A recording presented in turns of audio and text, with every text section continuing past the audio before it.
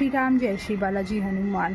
देखो, अगर कोई आपको हर्ट कर रहा है या किसी से गलती हुई है, आपका रिलेशनशिप में कुछ इश्यूज़ हुए हैं, तो उसको एक मौका ज़रूर देना चाहिए।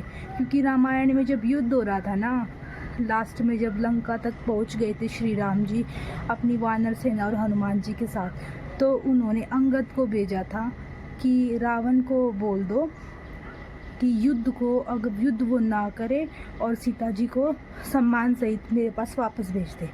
तो उन्होंने भी एक कोशिश की थी समझाने की। राम जी ने भी यही कहा है कि एक कोशिश आपको ज़रूर करनी है, एक मौका हर किसी को देना है, पर अगर वो ना माने तो दूसरा मौका नहीं देना है। एक बार दो, चलो मान लेते हैं, कलयुग है, 2 बार भी दे दो, पर तीसरी बार नहीं। आपको ही हर्ट करेगा, आप ही उस चीज़ से हर्ट होगे।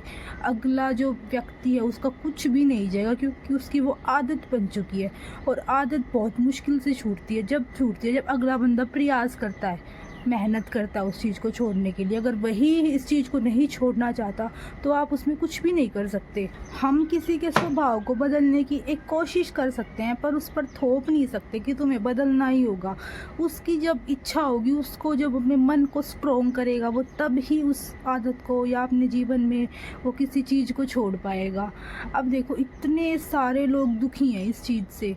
मैं तो कहती हूँ राम जी की बात मानो, और अपने जो वो ना ग्रंथ जो हमारे रामायण है, श्रीमद् भगवत गीता है, शिव पुराण है, उनको पढ़ना शुरू करो। उसमें ना आपको जीवन जीने के, कैसे आपको जीवन जीना है इस धरती पे, कैसे माया में रहकर भी जीना है, और क्या चीज़ अच्छी है, क्या पाप है, क्या पुण्य है, आपको वहीं से मिलेगा सब कुछ सीखने को।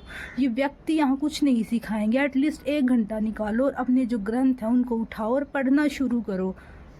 भगवान भी देखो कैसे रहते थे, उनका जो चरित्र था वो कैसा था, उनमें जो गुण थे वो क्या थे, अवगुण थे वो क्या थे। जैसे रावण में अवगुण था, अहंकार था। वैसे तो वो इतना भक्त था शिव जी का, पर उसमें अहंकार था, ईगो थी, तभी वो उसका अंत हुआ। तो ये चीज़ आपको सीखनी चाहिए। मैं कहती हूँ छोटे छोटे बच्चों को रामायण के एपिसोड्स आते हैं, रामायण टीवी पे आती है, वो दिखाओ। हम महाबली हनुमान आता है संकट मोचन, वो दिखाओ, ताकि बच्चे सीखें शुरू से ही अपने धर्म से, उनको कनेक्ट करो। कलयुग तो ऐसा है, कलयुग में है ना, कोई अच्छी सीख नहीं देगा।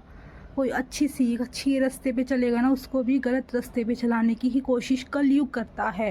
व्यक्ति तो दूर की बात है, कलयुग का भी यही उद्देश्य है। आपने देखा होगा, जो गलत काम करता है, गलत कार्य करता है, पाप करता है, उसको कलयुग उठाता है, और जो नेकी करता है वो उसको नीचे गिराता है, और उसको बार बार ये दिखाया जाता है कि तुम नेकी कर रहे हो। कलयुग एक मिरर में उसको दिखाता है कि तुम नेकी कर रहे हो, फिर भी तुम नीचे गिरते जा रहे हो नेकी करते करते। और जो बुरे काम कर रहा है उसको ऊपर उठाता रहता है कि हाँ, उसको बढ़ावा देता रहता है। कलयुग का ये काम है, ये सतयुग और त्रेता युग नहीं है। तो हमें खुद समझना पड़ेगा। अपने ग्रंथों को उठाओ और पढ़ना शुरू करो। किसी नियम का पालन मत करो, जैसे मन कर रहा है वैसे पढ़ो। जय श्री राम, जय श्री बालाजी हनुमान।